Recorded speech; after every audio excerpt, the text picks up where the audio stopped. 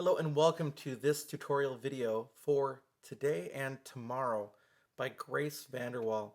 It was a song that was created in connection with the Disney Plus production of Stargirl, a new movie featuring Grace VanderWaal as one of the lead characters. Every now and then I find a song that I'm working on that from its surface doesn't seem that hard, and then I find myself going down a rabbit hole using the concept of Alice in Wonderland there, or the reference to Alice in Wonderland, of it becoming way more work than you ever intended, and that would describe this song exactly.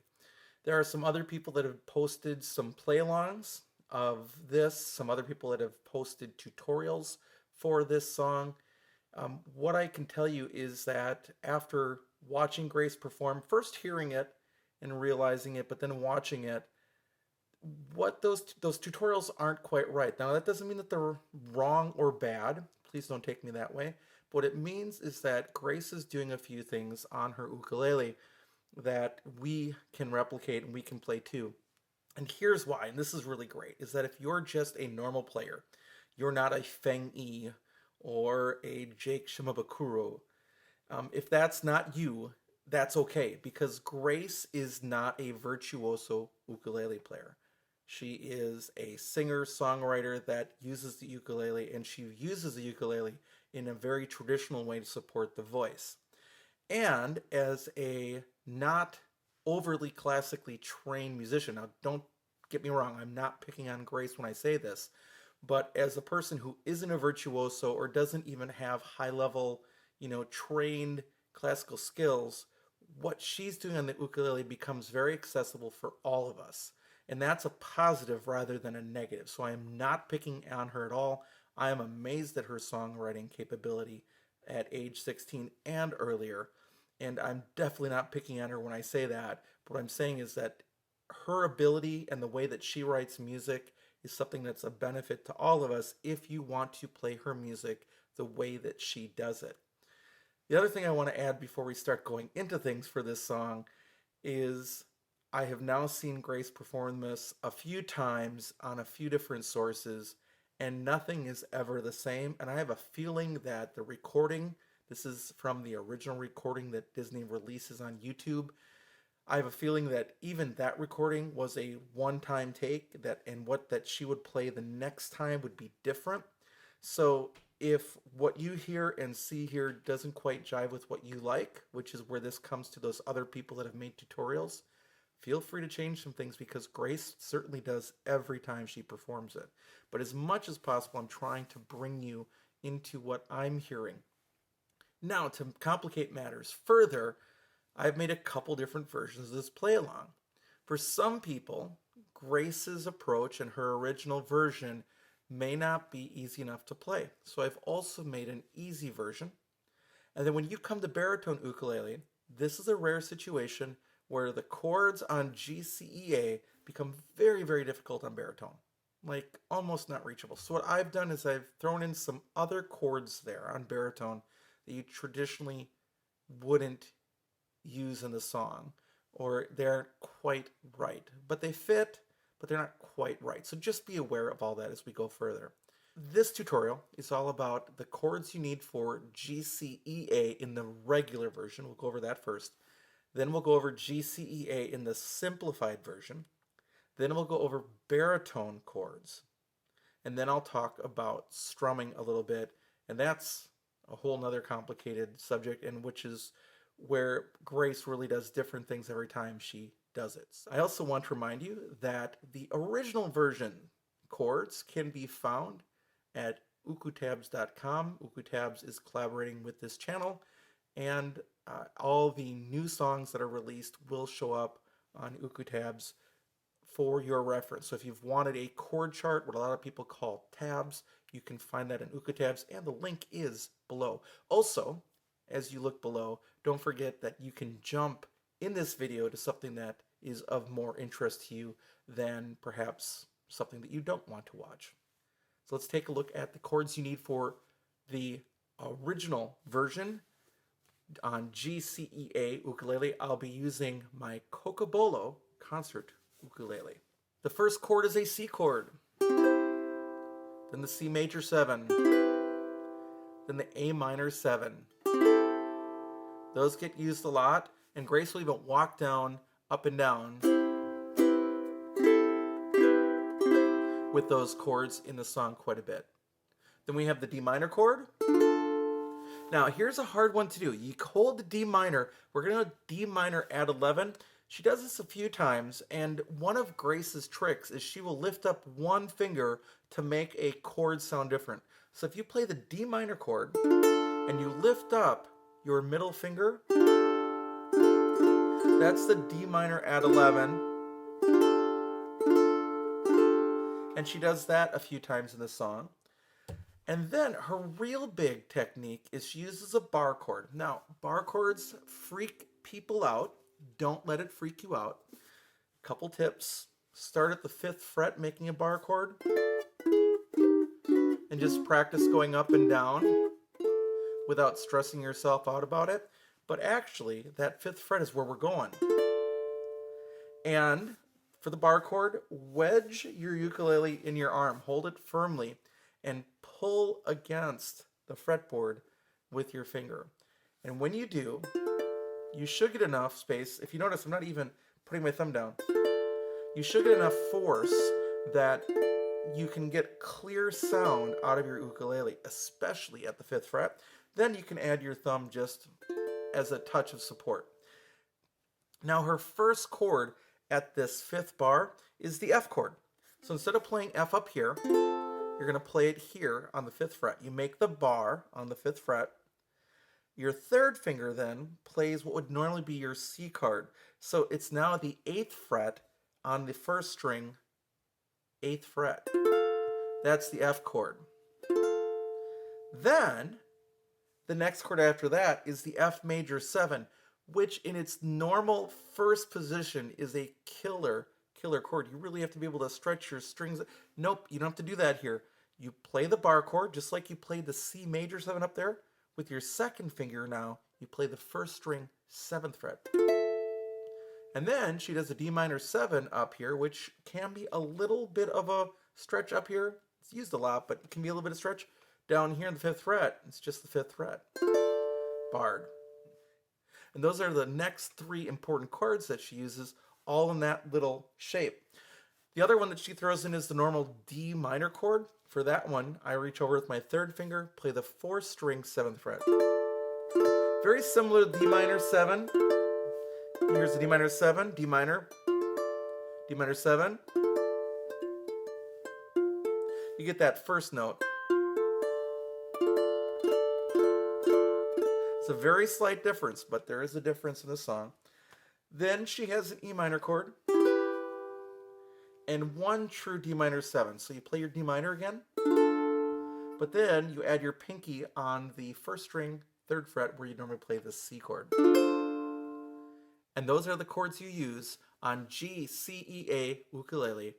Now, if the actual jumping of the bar chord and everything is too much for you, I have also created a simplified version which just doesn't shift there and also takes away the minor 7 and the major 7 chords.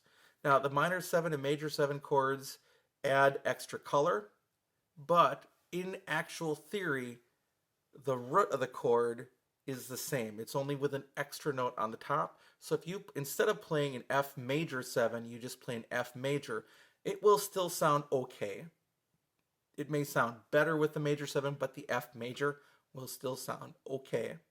And if you play a minor chord instead of a minor 7th chord, the minor chord is still part of that minor 7th chord. It just doesn't have the extra note on the top, and it will also sound okay. With 2 exceptions, the simplified version takes away those major and minor chords. I left the first couple. So you have the C chord, the C major 7 chord, which is only one note. I think you can handle that. And the A minor 7, which has nothing pressed down on the fretboard. I think you can handle those too. But then the other ones I took away. So you've got your D minor chord, your F chord, and your E minor chord. And those are the only chords you need for the simplified version of today and tomorrow. Now let's take a look at the chords you need on baritone DGBE ukulele. I'll be using my mainland ukulele, cedar top, rosewood back and sides. And the baritone really gave me some challenges because some of the chords don't work out very easily.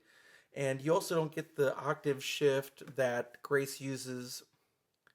And you also don't get the tone shift that Grace uses by using a position up the neck. The kind of the inversion would be the actual musical term for that. So I've simplified some of the chords, and they're all pretty easy now to handle on baritone ukulele. It isn't perfect, but it's close enough. So sort of like a game of horseshoes, right? C chord, the E minor chord. That's really the big change that I make in the song. Then the A minor chord, then the D minor chord, the F chord. Now, don't get freaked out at the F chord. You bar strings 1 and 2 at the first fret. You just put your finger right across them, not on the middle fret, but right behind. If you're holding your ukulele firmly in your arm, you can pull against the headstock and get a clear sound without even using your thumb on those notes. Then you can put your thumb behind, give yourself a little bit of stability, pulling against the headstock, adding 2 more fingers, and that's your F chord. Then you get the F major 7 chord, kind of a fun one. First finger goes on the 2nd string 1st fret, 2nd finger goes on the 3rd string 2nd fret, 3rd finger goes on the 4th string 3rd fret. Yeah, that's a fun sound on baritone ukulele, F major 7. And then the D minor 7 is just like the F chord, but without 1 finger on it. And those are the chords you need on Today and Tomorrow on baritone DGBE ukulele. Now, when it comes to strumming, you've got to give yourself a lot of grace here. No pun intended. That really wasn't intentional. That wasn't an intentional dad joke either. It just literally came out. So, with all sincerity, do give yourself some grace here. She takes some liberties at times in what she's doing, and you need to give yourself those same liberties. The first time I heard this song, I thought I heard her doing this. Down, down, down, up, up, up, up, up, down, up. I'll do that again. Down, down, down, up, up, up, up, down, up. Very slowly, that's down, down, down, up, up, up, up, down, up. I'm not sure that's actually happening. I think it's just her own inconsistencies with strumming, which I am not picking on her, which makes it kind of sound like that.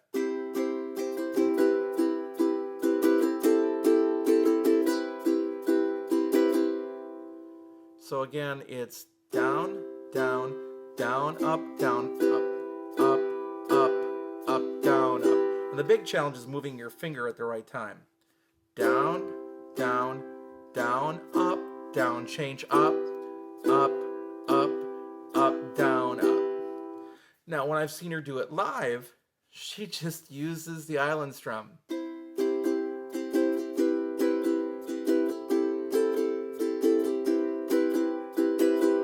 So that's down, down, up, down, up, down, down, up, down, up, down, down, up, down, up, down, down, up, down, up.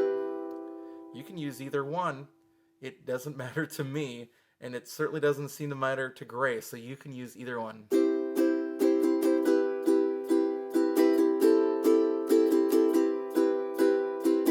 Or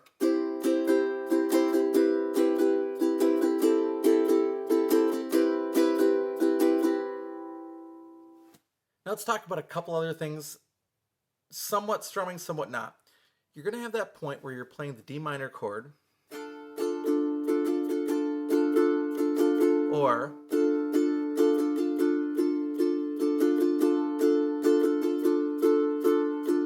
and then if you're playing the original version, you have to jump up to the 5th fret,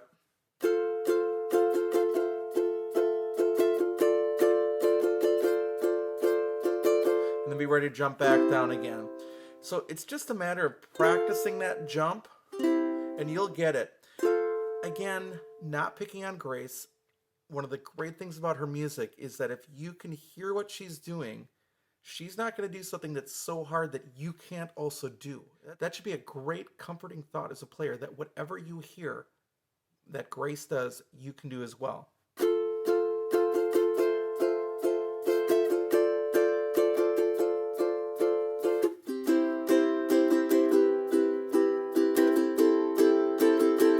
Now, the other thing I want to discuss is that about 3 minutes and 18 seconds or so into the song, you're going to hear Grace start picking for a while.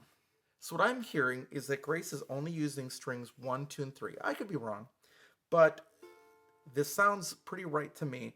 And she plucks string 1, then 3, 2, then 1, 3, 2, and then repeats again with string 1. Now notice I'm using 3 fingers. The thumb plays string 3, the first finger plays string 2, and the middle finger plays string 1. Now where that sounds really clear is she plays D minor for a full measure. Then she jumps to the F chord again at that 5th fret.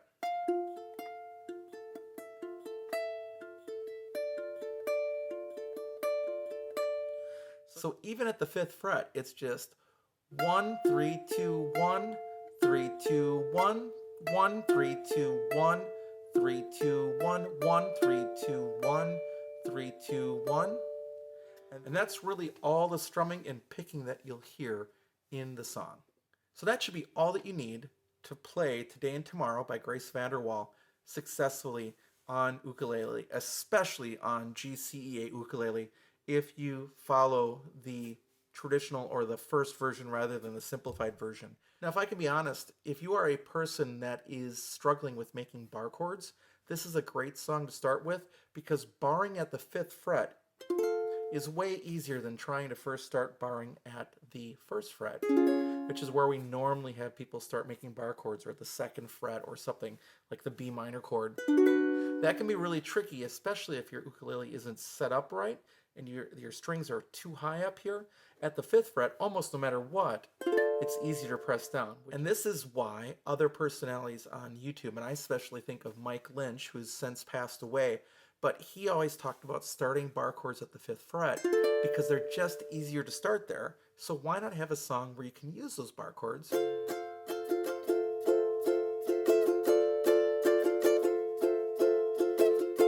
without thinking about it?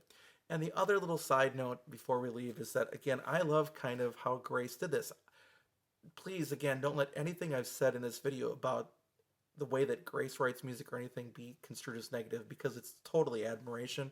I love the fact that she finds ways to make simple things. Notice that similarity to up here? It's smart songwriting, and it's great. It sounds neat. It's easy to play on ukulele, and that's not a problem. That's a good thing. So thanks for watching the video. Thanks for watching any one of the play-alongs. My best to you. I hope things are going well, and we will catch you next time.